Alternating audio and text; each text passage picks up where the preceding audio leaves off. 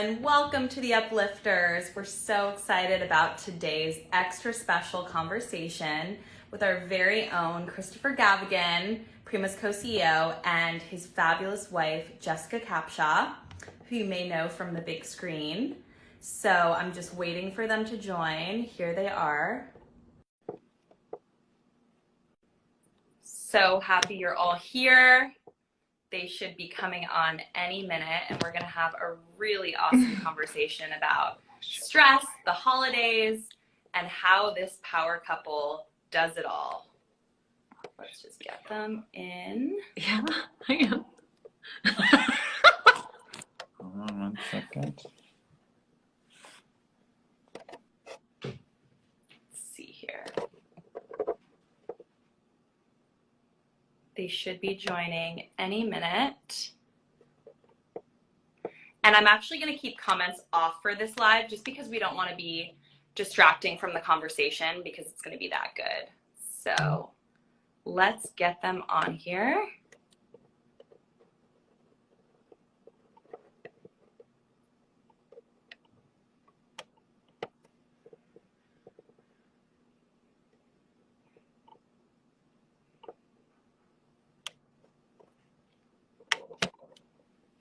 Sorry, these technical difficulties are always an issue just at the very beginning. Let's see here.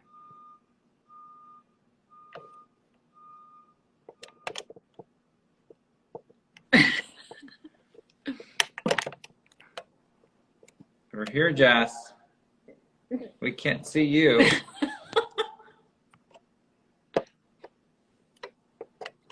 Come on, Jessica and Christopher. No, we could do is we could. Jessica, we can't see you Or hear you. or hear you. You're not there.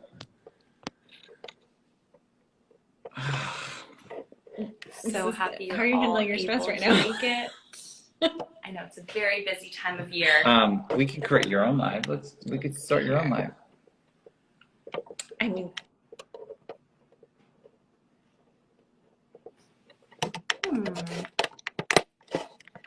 I promise it'll be worth the wait. Let's try this again.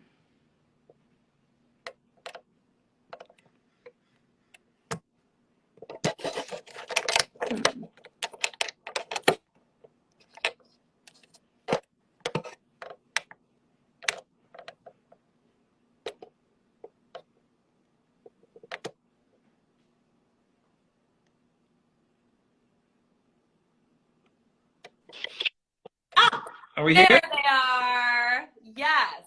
Always the technical difficulties with this live. I don't know why. Oh wait. And of course, I asked Christopher, I'll ask you, how are you handling that stress at that moment, Jessica? just took extra Prima this morning. Also, my phone holder is a little crooked today, but it's okay. How are you two? It's so good to see you together. I only ever see Christopher on Zoom all day, so this is such a treat. We are good. We just managed that 4 minutes of stress and hecticness, but Yep. I had faith. I wasn't we worried. weren't worried.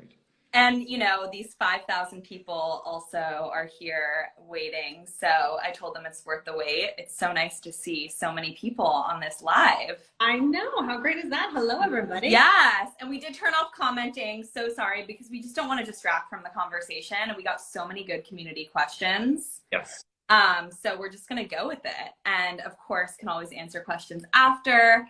And definitely follow along if anyone wants to learn more about Prima, follow us, because I'm sure there's a lot of Jessica Capshaw fans in this conversation. But anyways, I'm so excited to be talking to you both because it's so interesting. Most people, even in this chat, in this IG Live, they know of you professionally, right? Christopher is an entrepreneur, Jessica's an actor, among other things. But what people don't know is that you're also devoted parents of 4 and husband and wife. And so I'd love for this to be kind of a peek inside your world and your life as devoted family people, just talking about how you manage, because it's a lot for 2 people. Yeah. Well, the first rule is you can't think that it's a lot. You can't start. Right. this goes into the wellness hack. So yes, exactly. Yeah. But I mean, it is a lot to have 4 kids to both be professionals. And so I'd love to just get started with, you know, generally, how do you two manage? How do you manage stress? It's the holiday season right now. Jessica, you've already touched on kind of just mindset, but would love to learn a little bit more about how you both manage just the stress of life. The stress of life. Well, that was so many questions in one. In one. But well, let's go with mindset first, right? Yes. I'm a very devoted, speaking of devoted, of life in general. I don't skew towards thinking that I know what I don't know yet. I always like to say, I know what I don't know yet or what I haven't learned. So I'm pretty patient in terms of having my mindset be just take your next best step. 75 steps down the road, what happens to me, honey? It's not good. Yeah. I get overwhelmed. And that's probably the closest that I feel to stress. So I really, really do just sort of, it's not necessarily that my aperture is closed. It's just focused on whatever my next thing. And it also, that mindset helps me be more present for what is next so that I can do my best. And then I can also safeguard myself, although you completely safeguard yourself from in the future saying I wasn't present, or I can see why it went, wonky because I wasn't really there. I was thinking about what's, 5 minutes ahead or whatever. So I think that it's my presence. And I think I've developed, quite a few ways of keeping myself away from meltdown. It's like if on vibrant edge, busy, but overwhelmed and in total down, I think that that's pretty key. And I would say that I am learning a ton about right now. That's top of mind. Christopher and I being sort of, in our home life, being that, putting ourselves and behaving with, respect and integrity and doing everything that we can for each other, mostly, but then obviously for our world, because we have 4 little people that are looking at us. Yeah. Exactly. That's very admirable. Christopher, do you have anything to add in terms of how mindset plays into your self-care? Well, you know me very well in the sense that I have a lot on my plate in my professional world, and it's just as robust, if not 2-3x that in my family world. And so when I arrive into that role and function, I have to be present and focused and really focused on the quality of the experience. And so a lot of the mindset work and practice work and ritual work that I do is about intention setting and getting hold of my day at its start.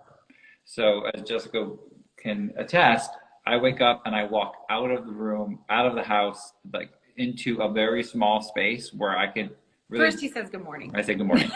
If you're awake. He walks out of the room. But if you're awake, I'm out of here. Yep. Wake up. See ya. No, but it is about doing that ritualistic work around intention and physical practice, and just feeling as if there's a lot of intentionality around what I believe to be my day, and how not looking at my schedule, not looking at my phone, but really just doing my own inner work. I feel like that is how I best show up for all the facets, because you can't prioritize. There's a lot of, sadly, based on amount of choice and optionality, there's a lot of compromise. But when you are choosing certain things or prioritizing certain things over others, when you show up, you have to be your best and most whole self. Yep. That's something that I think you both are saying, is just living with that intention mindset, not kind of passively moving through your tasks, and that allows you to be present when you do show up. So I do feel like that's something that's very similar between the two of you. When you're at work, you're intentionally there. When you're with your family, you're intentionally putting that aside and thinking about just the small steps ahead. so you don't get overwhelmed, but so you can really show up. So that's very admirable, I would say.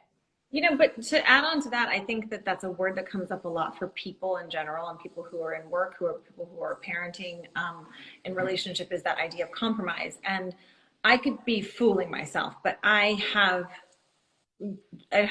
recently been looking at it from a different angle, which is I can't be everything all the time, right? Like any given day, I might be a far better partner, a far better mother, a far better actress, a far better, I don't know, organizer, whatever that is. And I might really stink at something else. Yeah. But I've compromised what I well in order to be good at what I've succeeded at, as much as I've sort of lived in balance. I can't be great at everything all the time, no matter how much I want to. And any of my earlier and younger efforts to do that left me sort of feeling like I tried to do everything well and I did nothing well.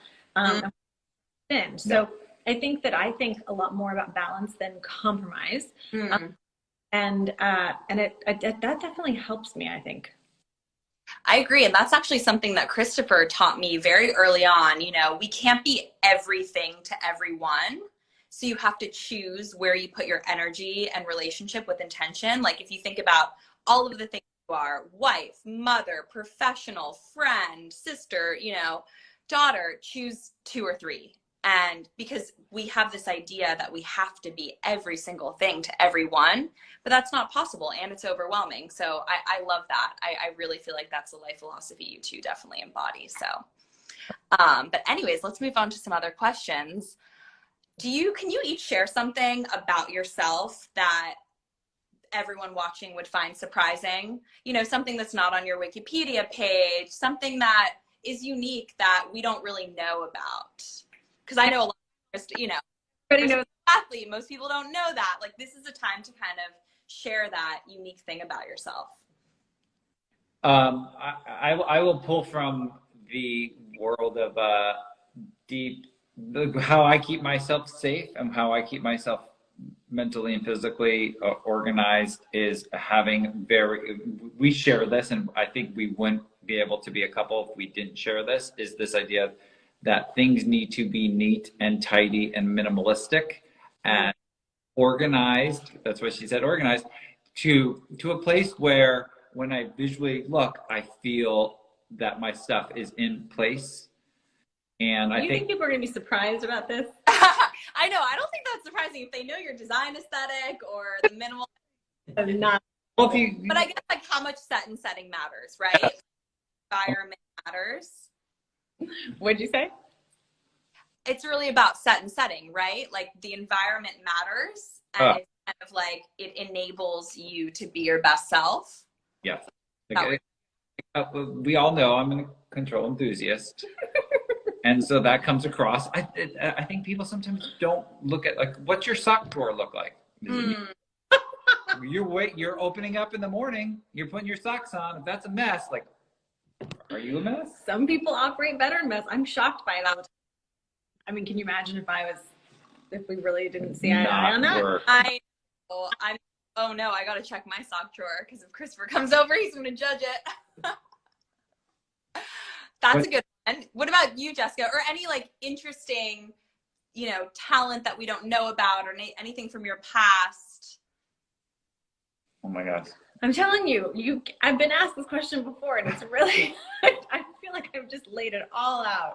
I was hoping Christopher would talk a little bit about frisbee golf, but we're not going to touch that. Did you think of a surprising thing? Surprising thing. What do people not know about me? We should have asked that. You should have asked the other one. That would have been good. Yeah. Well, Christopher, why don't you answer for her because she can't think of anything. So in a world where you do so many things really well, this is good. No, when I think you said it well. When you go into something, you go all in. So work. I'm so hyper and attentive and intense and focused and clear and passionate. You get really wrapped up in things, and I think that's an admirable quality. That, to the point of prioritization and focus, sometimes you just need to jump in and the net will appear, or you're just going to create your own little world. And I think you do that really well. When you're a mom, you are 100% plus a mom. and when you are reading a book, or when you are working out. Not enough. Go all in. That's such a good quality. It is. It's a really good quality, because I think people like dilly-dally and they're not anything really angular in a world where you have to be. Such a good one. And speaking of kids, would love to hear if you've learned anything from your kids lately. You know, what I love about your 4 kids is I've gotten the privilege to got to know them, but you know, they all kind of represent different facets of each of both of you. And so I'd love to hear if you've learned anything unique. You know, kids have the best wisdom from your kids lately. Yeah. They're so great. I think it's daily. I mean, truly daily, that you see a perspective that you didn't see before, or was so long ago that we tap into it. I think that we, as a theme, have learned the most from them and have put words to it. Not even so recently, but for the past couple of years, is just how well they teach us to play. We talk about all the things that we were talking about, and they're all about optimization. And I mean, when you're focused and how to, not be stressed, and all of that's in reaction to stressors, right? I mean, you're trying to get ahead of and be intentional so that you're not being reactive, and you're able to be a little more nimble and responsive. Like, I'm hearing that, I'm not freaking out. I'm going to take a minute, I'm going to process that, and then I'm going to respond. And kids obviously don't have that yet. And yet they have this ability to play that we don't have, because we're different. And I think it's always a wonderful thing when I see them deeply engaged in play, or when they're playful. And then also seeing in my own self how often I will catch myself about to say, basically, like, stop playing and like, I want you to do, or stop being silly. I mean, Christopher and Eve were in bed last night, and I was putting the other 2 girls to bed, and they were laughing so hard. And Eve has the best laugh, and she's dying laughing, and I can hear her through the walls. And, oh, just trying to put these 2 girls to bed, and how are they going to go to bed if they're listening to you laugh? And I I put my hand on the handle to open up the door, and I really was going to go in there, like, not mean, I'm not mean, I was but I was going to go in there and be like, guys, we need to be quiet. And I went in, and I was like, love the sound of your laugh so much. More. Yeah. Gotta sandwich it between the 2 positives. Stop laughing. Yeah. That's so sweet. Okay. That's a good example of exactly what you're saying. Answer this one. They teach us to slow down. The day of life happens, and sometimes you just gotta slow down. And the other one, I heard you say the other day, and I'm constantly reminded, along with your play, is that you have to sometimes inject enthusiasm, and I'm good at that one. And really just, you have to take the energy inside of you and push it out of your body in a joyful, happy manner. And it's not about choosing happiness as much as you have to go hard with your energy exchange, and how you show up is a very, very an energetic being. And I think that is intentional, and that takes work, and that sometimes you've got to dig down deep.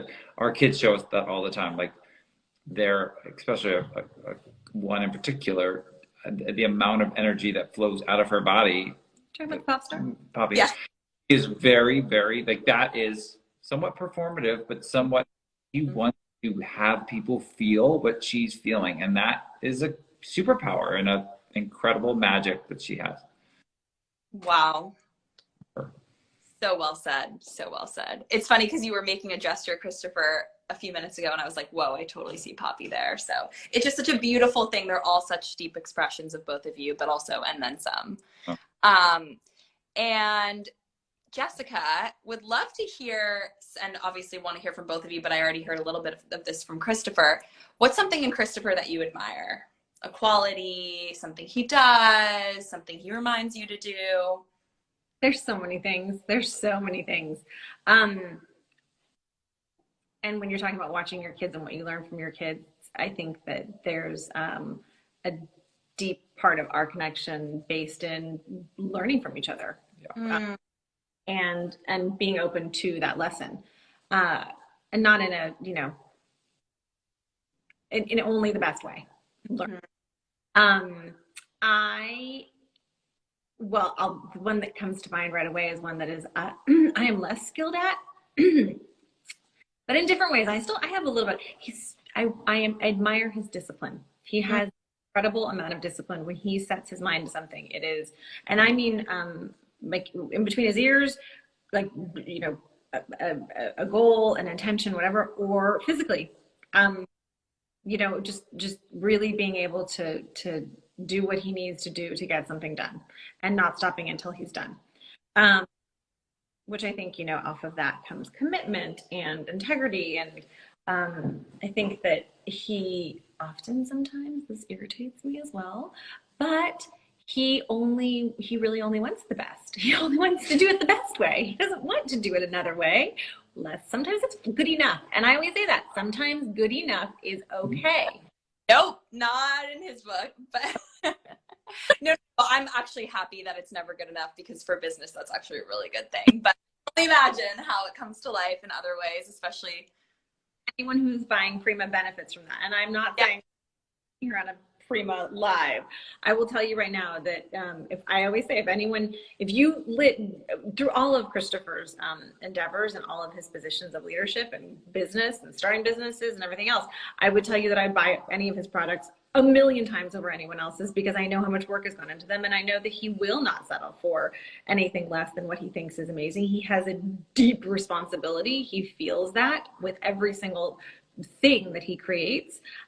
Again, sometimes irritating. I know, like, you do for dinner when he's on a 5-day intermittent fast? That's my question. Journey's best of the best, winner mentality, but I will say it's such a joy and a privilege to have that mentality across the business, because first of all, it's contagious, but also what you said, you know, that obsessive nature, that's why our products are so good. That's why we will never settle for less than the best of ingredients, packaging, experience, scent. You know, it's that nature and that force of nature that makes us so great. So I appreciate you both saying that. I do it deeply out of service mentality. Mm-hmm. Caretake. I want to uplift. I want to hold tight. I want to protect people. And once I know I can't unknow things, yep, I get overly dogmatic and somewhat uncompromising and unyielding and unapologetic. And I'm sorry. Nope, don't be unapologetic. I'm sorry. That's more. I am sorry to the teammates on our team sometimes. No way. Exactly. It's. I mean, you recently just discipline is actually the highest form of self-love, because at its core, it's knowing what's possible and not settling for less. So I actually see it as a major strength, and I think it's a form of self-love and self-care. And also, you put that same intention and that same attention and energy, I would say, into your relationship, because, you know, part of self-care is actually caring childbirth, and I'm sure it's changed through the years with childbirth, parenthood, building multi-billion-dollar companies, being in, you know, a show for over 10 years. So would love to know, how do you guys prioritize your own relationship in the midst of all of this noise and chaos and stress? Do you have any sort of advice there? I mean, I'll jump in first with this one. This year, this past, I can't even understand how long it's been going on. Almost 2 years has been really hard for everyone, personally, professionally, but with social connection and with those you love the most, it's been triage. It's been hard, and so that's certainly hit us in a myriad of ways. And every couple, and you're fooling yourself if it hasn't, or you're not paying attention. So, and I think we are doing a better job, a good job, a more improved job. Sometimes it's good enough. Yeah. Just to words to it, to voice our struggle, to try to admit when we're going silent or disassociative, and And that's not easy to say, I'm in need, or I'm in pain, or my silent thoughts are this. And I think we're doing a better job at that, and prioritizing. In fact, you just emailed me today saying, hey, remember, we have this next week. And that, spending those committed hours, even if you have to schedule it and put it on the calendar, is incredibly important. So and again, I just want to back to intention. I just feel like that's your word right now. So, and the balance of it, because sometimes you're going to do better at it than other days, you know, and sort of like and notice where it hits you in your body, where you feel when you feel like you're not doing it well. Where does it hit you? And then, you know, I'm a little more, I proceed with caution. I'm not a like rapid fire person. I sort of like to know what I'm doing again and take my next best step. I don't hurry towards the last step, unless I really don't want to do it, and then I just do it. I think it's the balance of that, and I think that for me, sometimes I can like listen, life is a lot for everyone, and I think that one of the greatest lessons I've also learned or had my attention put back on is how, you know, how very often we take things personally, and how we actually should never take things personally. That, you know, everyone, if you actually assume positive intent and that everyone's doing their best, you can actually lead with vulnerability, and in a moment of not understanding, you can say, hi, I don't understand. We got into something the other day, and can I just point out that I was 50% better at it than I was the last time? Sure. And I would just really like to get points for being 50% better. Yeah. So, right, you're amazing, and you voiced it, and yes. Yeah, that's the thing that I think is so important, is that you're not going to even progress. We're moving in a direction. 100% perfection. Yeah. But, you know, that's hard from a winner mentality sometimes. But Jessica, one thing that has really stuck with me since I interviewed you before Prima even launched for the Prima magazine, we did a magazine interview. And one thing that you said that has really, really stuck with me is just honoring the transitions, because in life we're moving so fast. You know, you finish your work, especially when we're working from home, then we go right into the kitchen with our children, you know, our families, and a lot of us don't even realize that it's so important to take the time to honor the space between, the time between or what you're doing. Can you talk about that and, you know, your mindset around transitions? Because I think that's so interesting and important. I mean, I stand on the shoulders of those who I feel lucky enough to have been, you know, in counsel with or hear from, talk to. But transitions are hugely important because I am in, again, deep relationship and have so many people that I love that come in super hot. Yeah. You feel the whole room like, ugh. And I always, you know, the lesson or the way that I want to be in response to that is not, you know, to go, you know, whoa, you're coming in so hot, like not to point it out, but to just be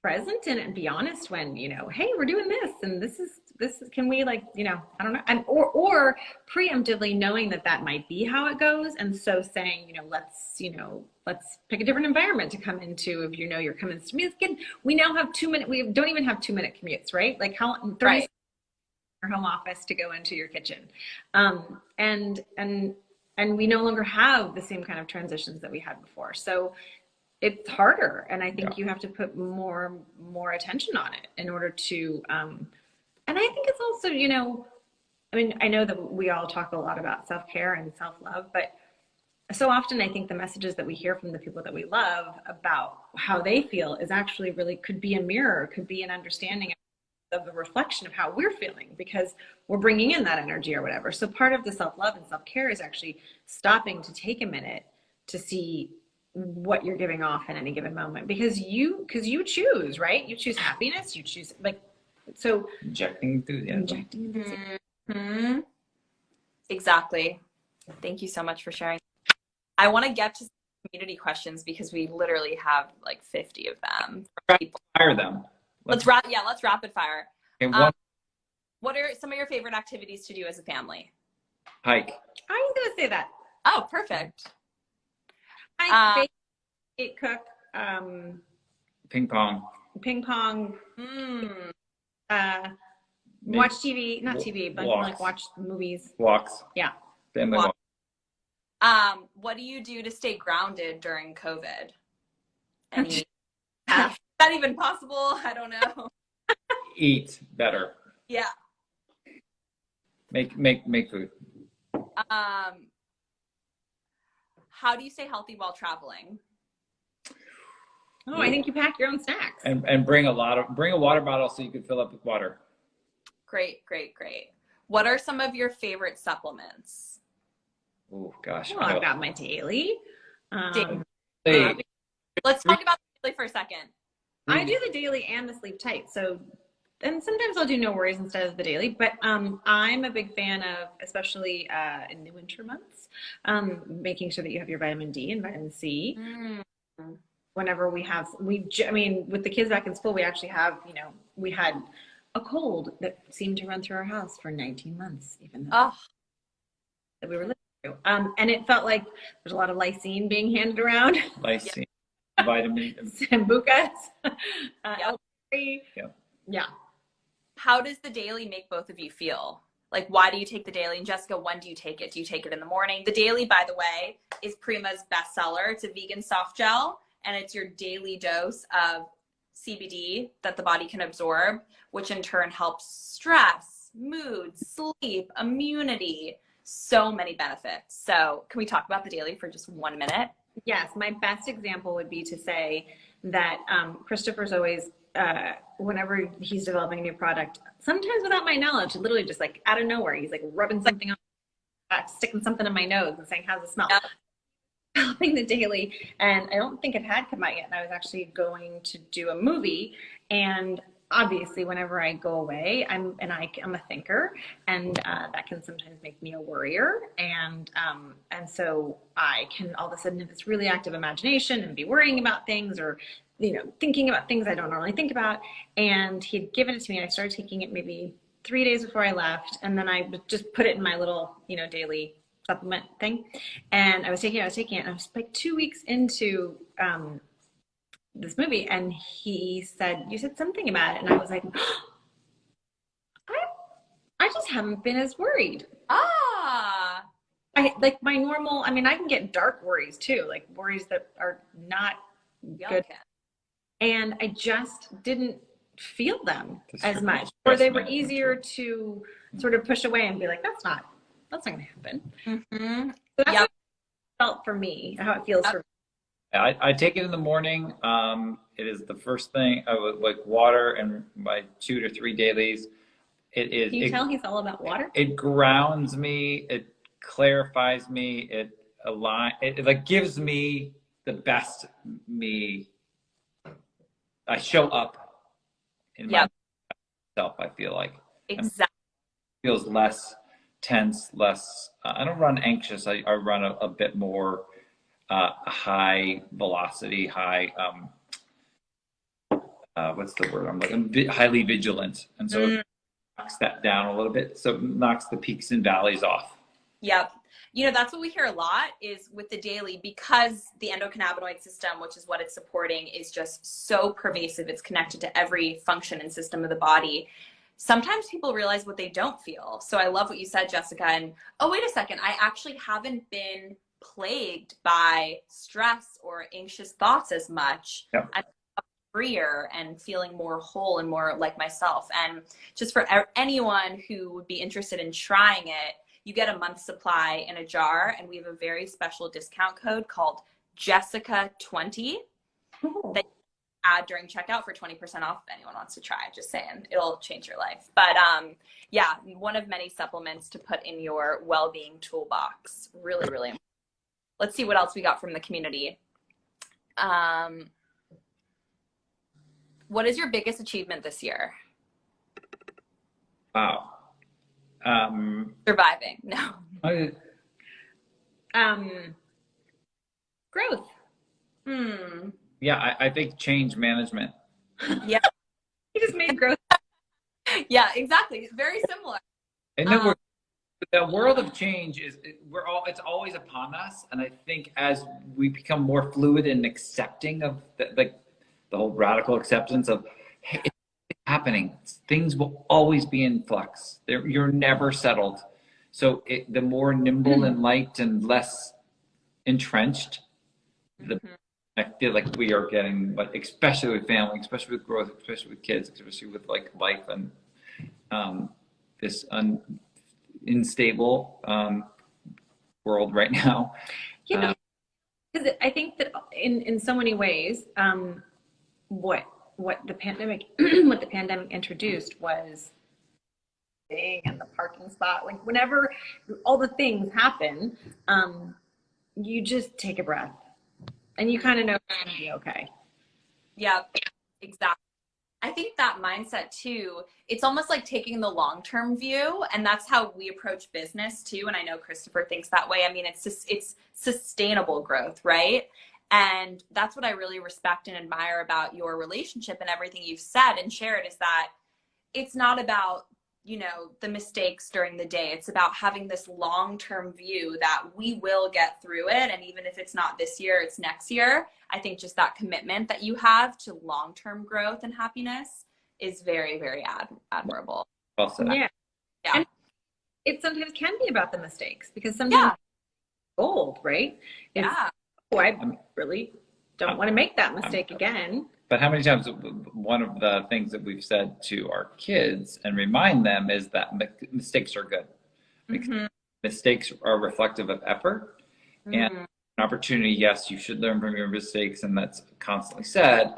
But mistakes are an opportunity. They're building blocks. They're not weights on the shoulders. They're really building blocks you get to stand on top of with a better point of view and an opportunity to recommit to that, not making that mistake again. And I think that's just gold. So we're like, kids make mistakes. I love mistakes. Mistakes are— When you're a parent, I swear you listen for them harder, you hear them more often, but sayings are everything. Like if you're not making a mistake, you're not trying. Yeah.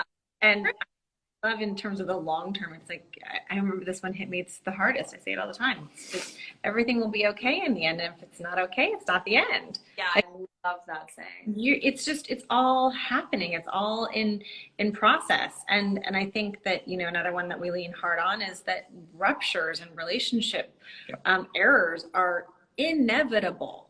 It is actually, guess what? To whoever smarty pants is listening, you don't get it. You don't get to not. You will absolutely make mistakes. You will hurt someone's feelings when you don't even mean to. You'll hurt feelings when you mean to. I mean, you will fail. You will fall. You will do all those things. But it is really how you fix it, how you correct it, how you set an intention to repair. What stands for saying? Oh, that being. I would have to paraphrase, but basically, like when you fuck up, it's a feature of being human. It's not a bug. Yeah. Right. You're not. Something's not wrong with you. It's just inevitable in the human condition. Yeah. And it's also a learning opportunity, because I think it's part of the human experience to learn what we want through what we don't want. Oh, I don't want that. You know, that was a mistake. So now I know exactly what to do next. It's kind of like learn by doing what you don't want in a way. Yeah. Kind of interesting. So I think that's really great.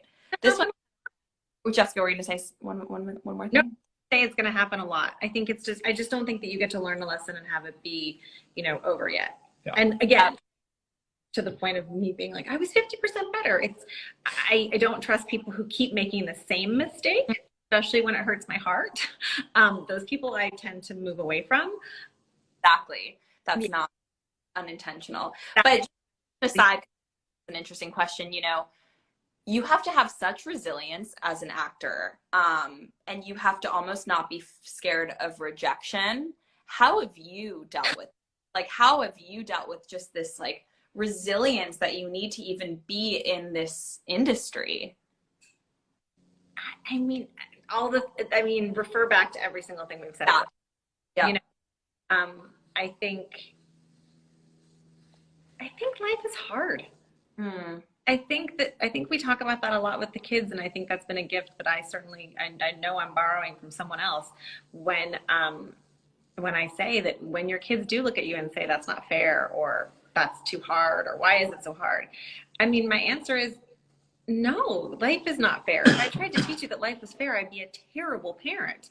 If I tried to teach you that, you know, you're going to learn something and just know it, or that, that life isn't hard. Being human is hard. Again, for all the things we just said, you can be trying your very, very hardest and still really, really, really hurt people, or do the wrong thing. I think that, in professions where it might be even more acute, like because on some level it's a little more personal because you're sort of, you know, a one, it's all on you, whether or not you do a job. Like there's no other person to blame. That is hard. And I think ultimately what helps the most is if you are absolutely in it for the right reasons.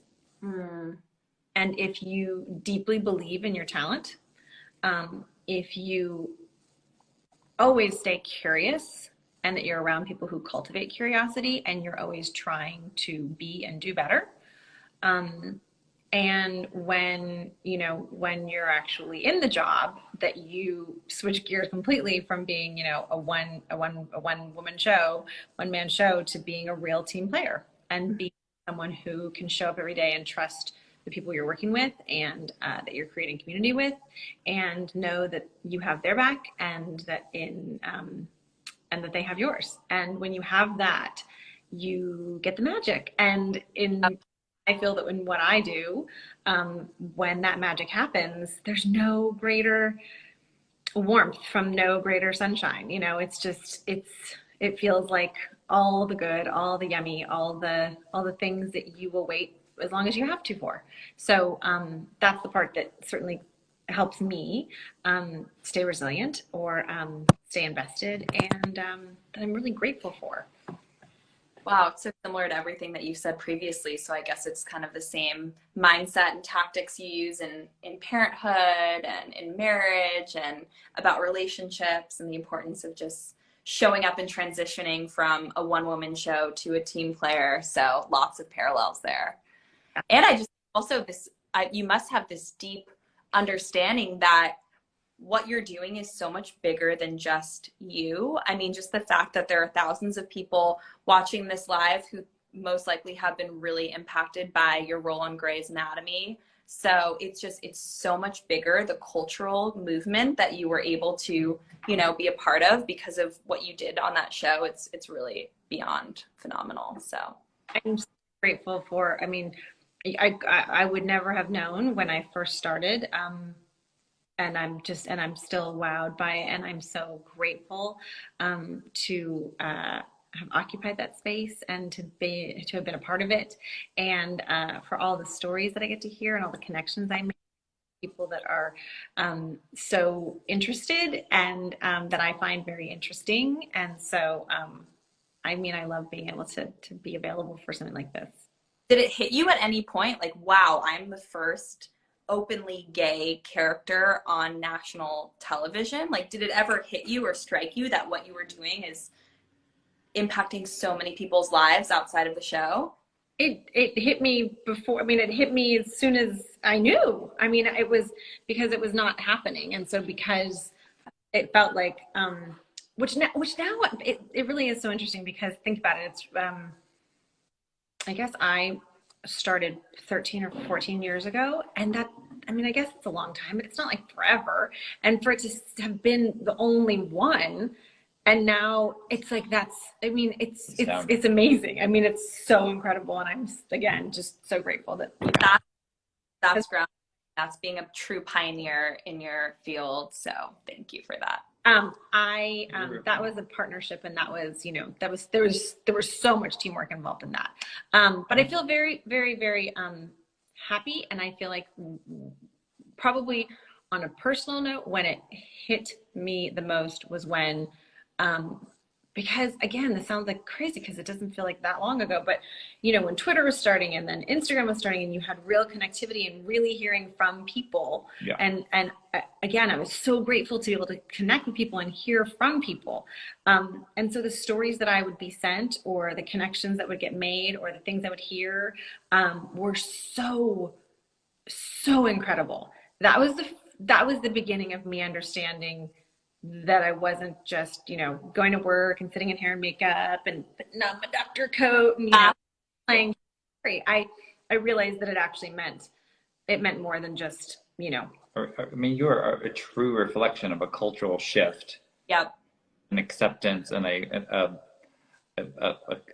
people really grabbing hold and maintaining and upholding a belief system that they were able to now bring to the world. I mean, your character was very, very transformative in a lot of ways. Yours is yes, I'm part of a collective and a large movement.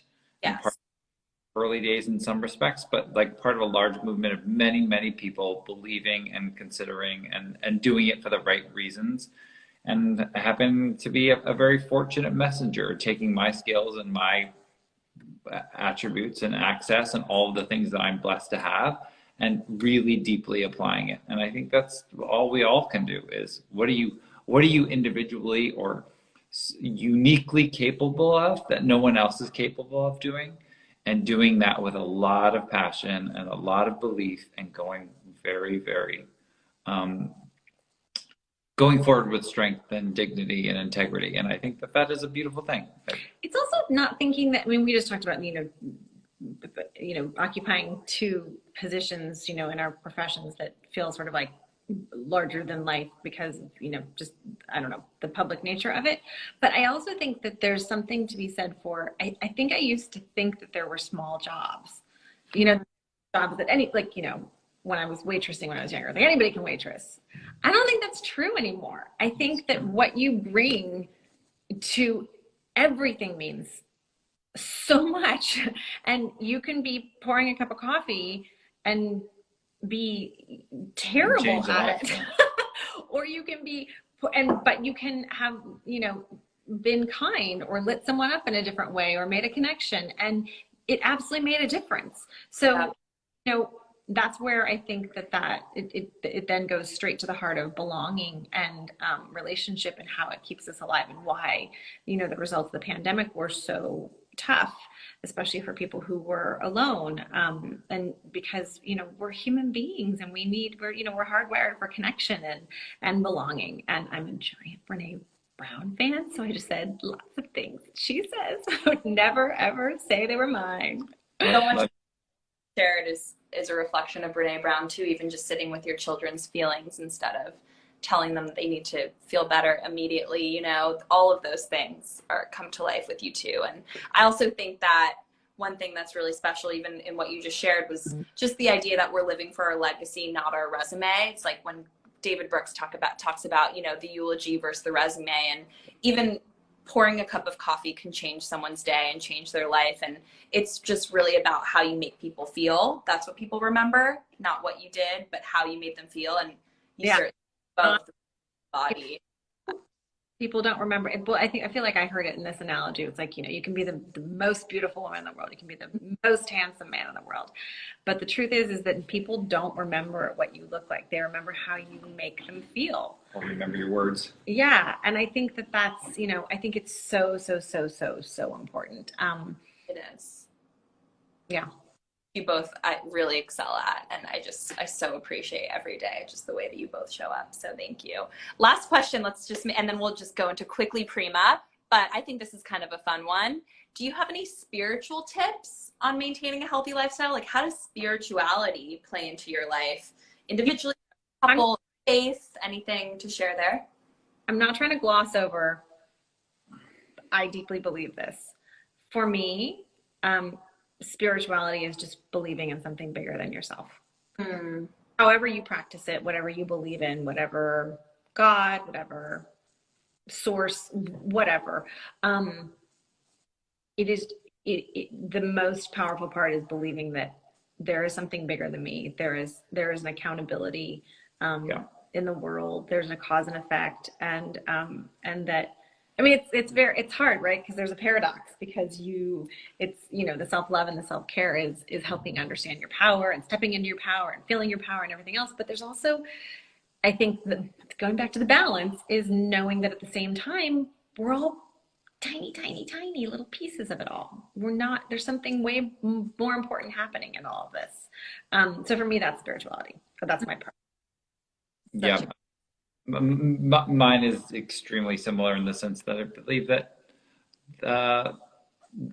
very holistically in a Unitarian philosophy. Religions aside, there is a lot of mystery and magic in this universe. We're all tiny, tiny, tiny, they say, right? And we are, for some reason, we're here, and that's what I look within deep is, why am I here, and what am I uniquely equipped to do at this time, and who serve in order to improve their life. And obviously it will be deeply reflected in mine. I feel like the more I give, the more I get, and I feel like that universal flow is something that always comes back to me in beautiful and wonderful ways. And so the more outflow, the more inflow. That's almost like purpose is a part of your spirituality. Yeah, yes. I remember when I was younger and I was going through a really, like, that adolescent, just everything seemed wrong and bad, and I was wrong and bad and terrible and all the stuff. That I had a friend who pulled me into a youth group, and it was at a church. And so there was a lot of spirituality talk, and I remember there was a lot of community service, and I kept thinking, like, oh, why am I community service? And I realized that all the community service trips were the most important piece of it, of my spirituality, my practice, which was the more that I did for others was actually weirdly selfish, because it was the more that I did, the more I felt better about myself. And it got me out of myself or my problems and what I thought my problems were. And it was so heartening and so fortifying to be in that. So I think that was probably my first real world application of that, without completely understanding it, in those ways. Logically, that's been proven that when you give and when you volunteer, doesn't your serotonin go up? Like, doesn't your body respond to that? So biologically, we're programmed to be in service. In fact, Prima next week is going to do a whole volunteer day. We have a whole service day. Exactly. It'll be so great. Last question. You're stranded on a desert island. What's the one Prima product you must bring? Oh, wow. Or you can do one per category if you just can't. Of course it's the daily. I'm stranded on a desert island. Or worries, or is it sleep tight? You got to get good sleep if you're on a desert island. But it's funny because I went back to my days of being interviewed by big beauty brands and stuff like that. And of course people would ask that, and my mind instantly went, eyelash curler. What is that? Oh, that's the one product I'll need when no one's seeing me. Eyelash curler, and I'm bringing my daily. I think today I'm going to bring, because it's the largest of size, I'm going to bring the Beyond Body Oil, because that will last the longest. That's really smart. Because it's sold out, so you better use all you can. Done. Oh my gosh, you're going to get burned. And like, make it fun and do massages and, lay in the sun. Fine. So versatile. It's a lot to take care of. But, it's sold out, so no one can get it yet. But it'll be back soon. This has been so fun and special and sacred. I'm so grateful for your time. I'm sure your kids are running around. Yes. Don't we have to make an announcement on our... Yes, we are going to announce the giveaway winner. So hopefully she's on the live, but Jessica randomly selected Haley Greco. Greco artwork. Beautiful. You are of our giveaway. Congratulations, you get the full Prima line, which is huge, and all of Jessica's favorite products. So we'll DM you. for that. And this was just so lovely. Thank you so much, you two. I feel like this was a glimpse inside the human side of you that we don't get to see on the big screen. So. I'm office and look at me. I know. Look, you're part of the Prima team now, basically. Or rolling for the next Zoom. What's the roll? Yeah. Thank you so much. Again, such a nice chat, and we're so grateful for both of you. And for everyone who stuck around and listened. I know. Thank you. Yes, and follow along Prima if you want to try any of the products we spoke about. Our website is prima.co. That's co, not com. And if you use the discount code Jessica20 at checkout, you get 20% off anything. So definitely try us, follow us. It's not the whole reason why Jessica's skin is totally perfect, but it's definitely a part of it. So The whole reason. it's the whole reason. Yeah. And why she's so happy. It's not Christopher, it's the Exactly. All right. Thanks. Thank you so much, too. See you soon.